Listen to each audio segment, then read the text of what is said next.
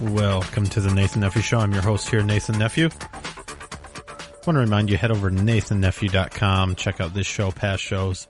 Of course, we're on Red State Talk Radio and several other AM and FM affiliates. All right, lots going on. I've been busy lately, but I've been trying to keep up on the news and what's happening. And you know, it doesn't matter. You take any point in time, any point, and turn the news on, and you'll see a Democrat, a liberal, saying something stupid and making obviously false claims against a Republican. And I'm going to get that in a minute. First of all, here Reid. He was on MSNBC, of all places, and accused the media of being biased towards Republicans, which was interesting. And then to go along with that, where he's saying Republicans stopped everything, Obama at where else? A fundraiser, talking about how the Republicans have stopped things, and we'll just see how much truth to that there really is, at least to the statement that he made. But I want to start off with the Pope, because I think this is a big story, and I expect it to be walked back tomorrow, probably at some point. I expect this to kind of, what the Pope said, they're gonna come out and they're gonna say, well, he didn't really mean that. You know, there's gonna be priests in churches, local churches, that are going to tell their congregation at mass or whatever that this isn't really what he meant. Let me tell you what he meant, and what he meant was this good thing that you're not really, that doesn't sound at all like what he said, but that's what he meant. The translation, because he's the first one from Latin America, so you can't really believe everything you hear that's translated. But what he said, what the Pope in fact did say, is that, and this was to the United Nations. So when we talk about socialism, communism, too much government control, and you think about the United Nations, I mean, that's an international, socialist organization. It needs to go away, quite frankly. But anyway, talking to, UN Secretary General, Ban Ki-moon, I'm not sure, and some other major UN agency heads in Rome, he spoke to them, and he called for the United Nations to promote, quote, worldwide ethical mobilization, end quote, of solidarity with the poor. So what he wants, and he says that we need to curb this economy of exclusion. In fact, a more equal, here we go, equality, a more equal form of economic progress can be found through the legitimate redistribution of economic benefits by the state. So what's that? That's redistribution of wealth. What is that? That is socialism. Does this sound familiar? From each according to his ability, to each according to his need. That's the idea when you talk about redistributing wealth. And what he's saying is that essentially he's pitting the haves against the have-nots. What he's trying to do is get the poor in poorer places, South Africa, places like that, basically to follow him, and he wants them to join together, band together against the people who have worked hard and who have earned what they have, because it's not fair. And I don't know how, and if you are Catholic, please send me an email and let me know how you deal with this sort of thing. Talk at nathannephew.com. But I don't know how you can go to church. And I don't know if your priest is talking about this, but knowing that the Pope has these sorts of ideas in mind, and he's pushing for these sorts of things.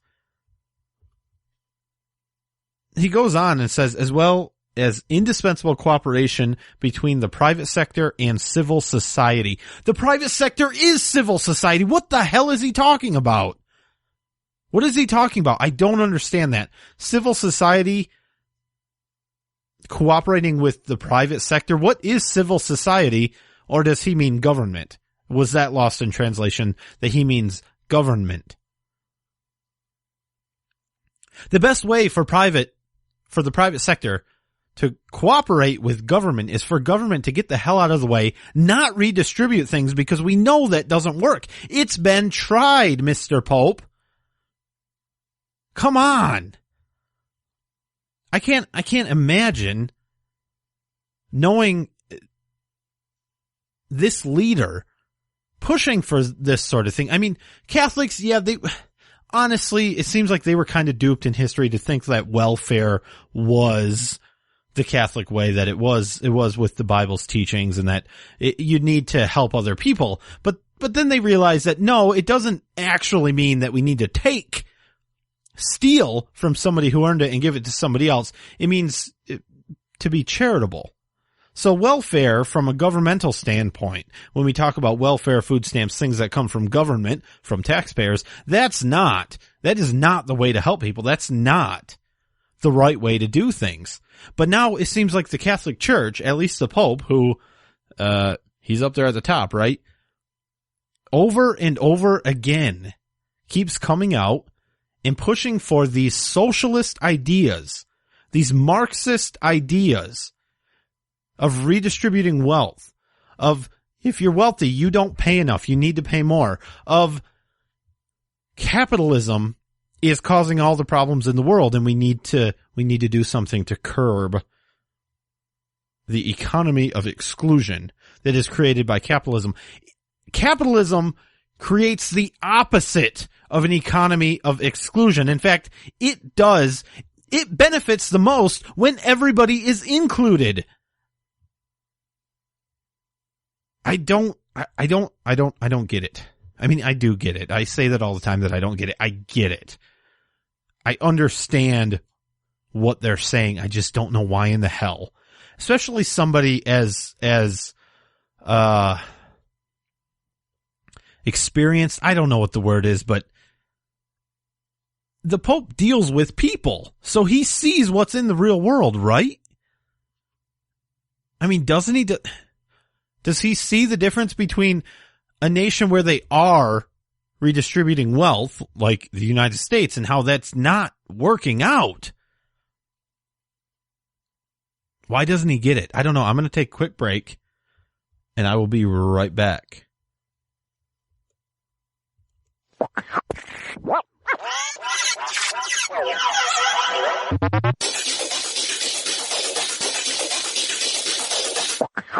Are you tired of commuting to a job that makes someone else rich, working harder than ever, but getting nowhere? Do you hate spending hundreds of dollars every week on daycare, having someone else raise your children? With our opportunities, you can start earning money as soon as next week. You get to be the boss, work from home, and live a happier life. At Be the Boss Network, you'll find hundreds of work-from-home opportunities that you can literally start today and be earning money as soon as next week. Go to freedom66.com and start earning money as soon as next week. You get to be the boss. Get out of the rat race. Work from home. Go to freedom66.com right now and change your life today. That's freedom66.com. Go to freedom66.com and start earning money as soon as next week. You be the boss. Go to freedom66.com. Red State Talk Radio is All American Talk Radio. Are you looking for some way cool t-shirts? Check out ChugDoug.com. They have hundreds of crazy fun t-shirts like gun, patriotic, and you better believe zombie shirts. At ChugDoug.com, you'll find quality shirts at a quality price. All shirts start at just $10 with free shipping over $50. Mention Radio 1 coupon code at checkout and grab a cool 10% off. That's ChugDoug.com. T-shirts with attitude. Hey everyone, have you heard about the No hair removal device that's sweeping the globe? If you want to go weeks without shaving and get smooth, professional quality results, here's our favorite host Cheryl for No hair removal. Thanks. Hey gals, I love talking about my No. It's this cute little hair removal system that you can take with you and use almost anywhere at home or on the road. No more expensive in-office treatments, painful waxing, and no more wasting your valuable time. Got unwanted facial hair? No has patented thermocon technology that works on all hair and skin colors, so it's perfect for using on all body parts. And now you can take advantage of this incredible risk-free trial. Get the No, the facial kit, a travel case, and a $100 discount shopping card, and you don't risk a penny to try it. Try the incredible No hair completely risk-free. Call 1-800-953-5470. That's 800-953-5470. 800-953-5470.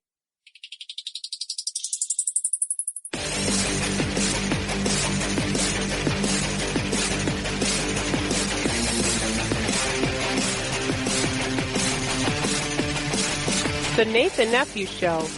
Somewhat unique. Somewhat unique? Yes, somewhat unique.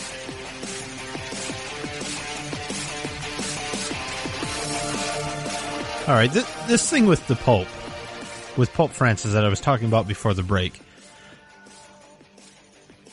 I wonder, is this, because just days before this speech that the Pope gave, a UN committee was dealing with the issue that we've had in the past of sexual abuse by Catholic priests. And that's been starting to kind of be talked about, and the committees are trying to get to the bottom of it. Is this, much like everything the president does, was this a diversion? Was this to cover that up? Because that's such a horrible thing. Or was there some other sort of scandal in the Vatican that these statements, when he comes out and says something that so obviously goes against what I thought the Catholic Church has stood for years, when the Pope comes out and says something like, what we need to do is steal money from people who have worked for it and have a lot of money and give it to somebody else because capitalism is not just. Is it just to cover up something else that's going on, like the rash of priests that have been found to be sexually abusing people? I don't know if that's it, but it seems like a coincidence. I mean, the timing is a little odd, don't you think? So Harry Reid on MSNBC talking to Chuck Todd, who, before I start, let's say is probably not a Republican. He doesn't really lean. Well, he's on the station, the network that their slogan was "Lean Forward." You know, liberal. Okay, MSNBC. Harry Reid is asked by Chuck Todd, tell me about the Senate, because it's a little weird to me. It seems like you guys, do you want to do anything? Because it doesn't seem like you've done anything. Do you want to do anything? One of the problems that press has in modern day journalism is everything you do is a tit for tat. You won't call things the way they actually exist. What has happened here is the Republicans have stopped everything from happening. You can give me the tit for tat all you want, but the fact is we want to legislate. We want to legislate. We want to take votes. So this is weird. First of all, he's saying that the Democrats want to take votes, that they want to get things done. But when a Republican has an idea, Harry Reid, who ultimately gets to decide which bills are voted on, I mean, to a point, doesn't let those bills move forward. And he blames Republicans for stopping everything, saying they've stopped everything. Look, we're over here doing what we're supposed to do. We're Democrats, we're liberals, we're trying to pass bills because God knows we want more regulation. So we're trying. I mean, believe us, if we could regulate you more, Well, we're the ones to do it. We want to do that. But the Republicans, those nasty Republicans, they've stopped everything. Further than that, because that's not surprising, he says that the problem is the media won't tell it like it is. And how it is that the Republicans have stopped everything. That the Republicans are holding up every vote in the Senate. And the media, and mind you, he's sitting on the set at MSNBC or wherever, talking to Chuck Todd. The media, he actually says you to Chuck Todd, won't tell it like it is. Meaning that you, Chuck Todd on MSNBC, have a bias in favor of Republicans. Are you kidding me? Are you kidding? Harry Reid, I'm not just saying this because I disagree with every last word that comes out of your mouth, but I think it's time to retire, buddy. Just because I think you're going insane. I mean, really? You really think that the problem is the media isn't giving a fair shake to the Democrats? Are you kidding me? A journalism school, I don't remember which one it was, but they just did a poll. 1,000 journalists. It was a 4-to-1 ratio, Democrats to Republicans. 4 Democrats to 1 Republican. Now, granted, about 50% say they're independent. 14 or 13% say they identified as other. But 4-to-1 Democrats to Republicans would readily identify with either party. And you're telling me, Harry Reid, in fact, ironically, you're telling MSNBC that the media doesn't give a fair shake to Republicans. I don't even really know what to say about that. I mean, there is a growing movement. Things like this show, things like Ad Odds, all of the shows on Red State Talk Radio. People talking about it, and I don't necessarily favor the Republicans. I just agree with things that are right. I mean, that's where I stand. If you're a Republican and I disagree with you, Chris Christie, I have no problem saying that you're a moron, Chris Christie, right? But I just almost never, ever, ever agree with anything the liberals have to say. So, I mean, if you want to say I lean to the right, okay.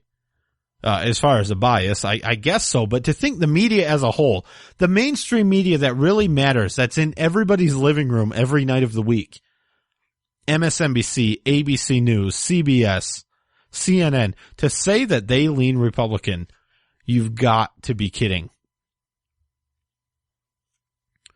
To go a little further with that concept, excuse me, Barack Obama was, like I said, where? At a fundraiser, because what does he do? He fundraises. Because he told Michelle, Michelle, I have one more campaign. I have to make sure that the Democrats stay in power. So I have to go raise money right now. Stuff in Nigeria, it can wait. I have to go to a fundraiser. All right, so he's at this fundraiser, and he talks about how the Republicans are evil, the Republicans are bad. No one wants a Republican around. And he says, this is a quote, "Here's what's more disconcerting. Meaning the Republicans, their willingness to say no to everything. The fact that since 2007, now keep that in mind, 2007, they have filibustered about 500 pieces of legislation that would help the middle class just gives you a sense of how opposed they are to any progress. Has actually led to an increase in cynicism and discouragement among people who were counting on us to fight for them." So let's see here. 500 pieces of legislation that would help the middle class. I don't think there have been 500 pieces of legislation put forward that would help the middle class. But he's saying Republicans have filibustered 500 pieces of legislation since 2007. Now let's look at that just for a minute here. And let's not forget that the president was a senator. Right before he was president, it wasn't even that many years ago, 5 years ago, he was a senator.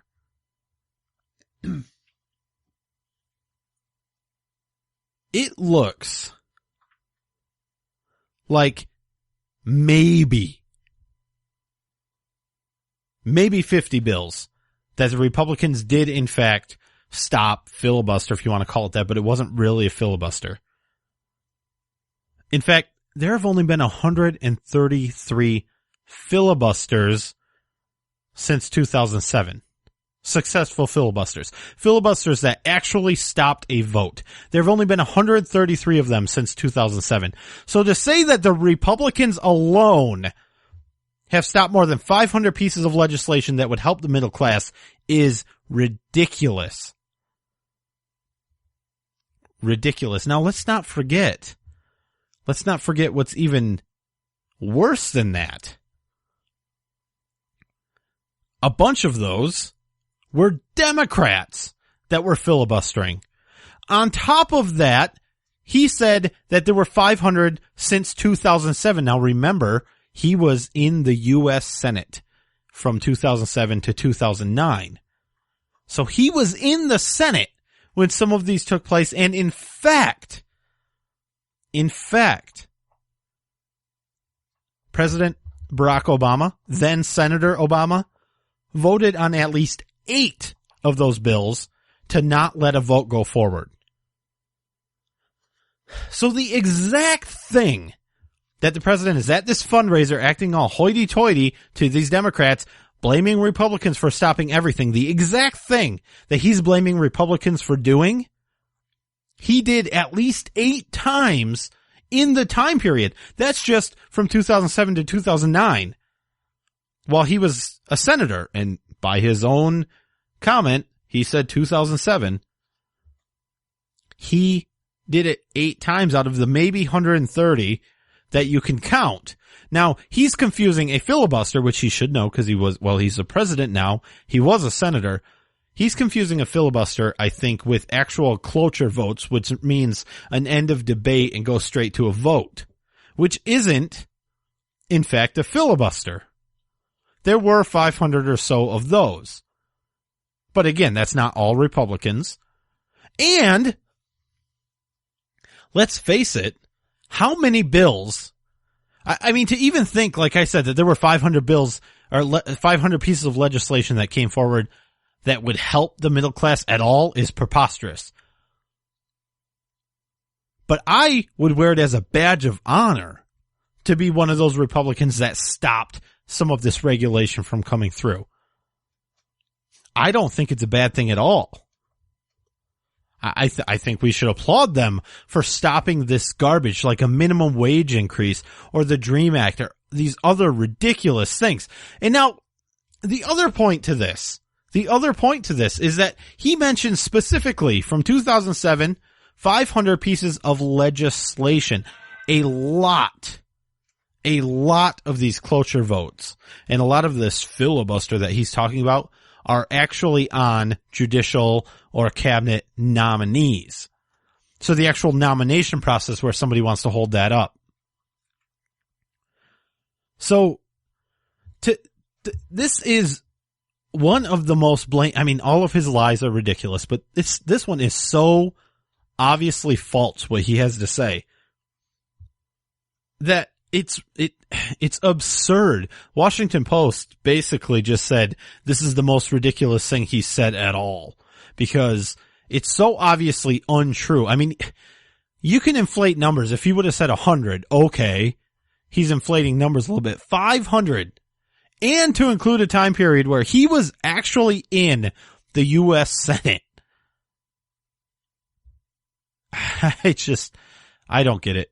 All right, I am running out of time, though. I want to remind you, head over to nathannephew.com. Send me an email, talk@nathannephew.com. I definitely want to hear from you. If you do go to a Catholic church, if you're Catholic, what do you think about the Pope? And really, how do you cope with that? And what is your priest saying when you go to church on Sunday? Are you talking about this? Because you should be. nathannephew.com, redstatetalkradio.com. Of course, check out my show I do with Brian, At Odds, atoddshow.com, facebook.com/atoddshow. See you next week.